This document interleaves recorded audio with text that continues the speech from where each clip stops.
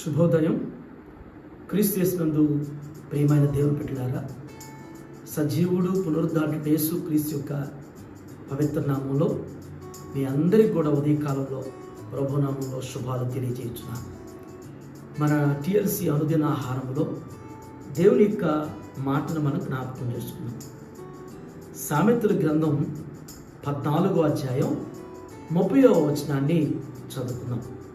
సాత్వికమైన మనసు శరీరమునకు జీవము, మత్సరము ఎముకలకు పుల్లో.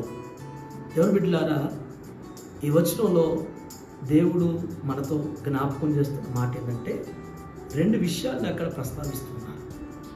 సాత్వికమైన మనసు శరీరమునకు జీవము. సాత్వికమైనటువంటి మనసు అంటే కోపం, పగ, ద్వేషం, అసూయ లేకుండా దీన మనసు కలిగి ఉండటం అనేటువంటిది. ఆ మనసు సాత్వికమైనది. పౌలు ఒక మాట జ్ఞాపకం చేస్తాడు. ఫిలిప్పీయులకు రాసినప్పుడు 2వ అధ్యాయం 5వ వచనం అంటాడు, క్రీస్తు యేసు కలిగిన ఈ మనసు మీరు కలిగి ఉండి అంటాడు.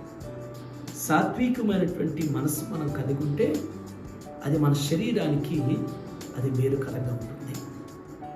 అది మన జీవితానికి మేలుకరంగా ఉంటుంది. లేకుంటే కోపం, పగ, ద్వేషం, అసూయ అవి పెట్టుకుంటే కింద 2వ మాటలో జ్ఞాపకం చేసినట్లుగానే అది ఎముకలకు కుళ్ళు అనేటువంటిది జ్ఞాపకం చెప్పండి.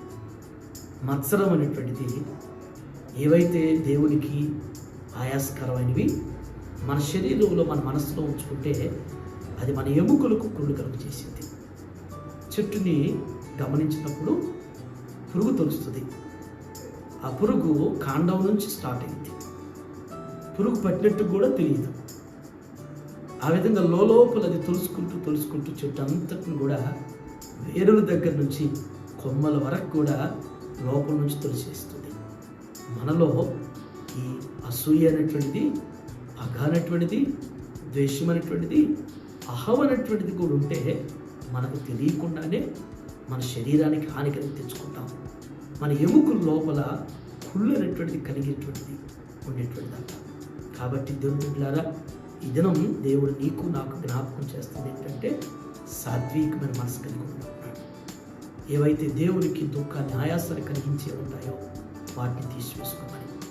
అవి మనం అనుకుంటాం కోపం కానీ, అసూయ, పంతాలు, పౌరుషాలు, అహం అనేటువంటిది ఇది పెద్ద తప్పే ఉంది, ఇది పెద్ద పాపమా అని చెప్పి అనుకుంటాం. అవి మన కంటికి చిన్నగా అనిపించవచ్చు కానీ మన శరీరానికి హాని, ఎదుటి వారిని నొప్పించే విధంగా బాధించబడుతుంటాయి అంట. కాబట్టి ఈ దినం అంతట్లో దేవుని బిడ్డలారా, మన పనుల్లో కానీ, మన ఆలోచనలో కానీ, మనం వెళ్ళేటువంటి మరి ఆ పరిపాట్లన్నింటిలో కూడా మనం ఎంతవరకు కంట్రోల్ చేసుకోగలుగుతామో అంతగా కంట్రోల్ చేయడానికి ప్రయత్నం చేసుకుందాం. ఆ విధంగా చేసుకుంటే అది మనకి ఆరోగ్యం, దేవునికి మహిమ. ఆ విధంగా ఉండుటకు పరిశుద్ధాత్మ దేవుడు ఈ దినమంతట్లో మనకి తోడుగా ఉండి నడిపించు కాక ప్రార్థన చేసుకున్నాం. ప్రేమ నమ్మకమైనటువంటి మా యేసయ్య మీకు వందనాలు. జ్ఞానటువంటి సొలొమోను జ్ఞాపకం చేసినట్టు నాయన, సాత్వికమైన మనస్సు ఉంటే అది శరీరానికి మేలైనటువంటిది.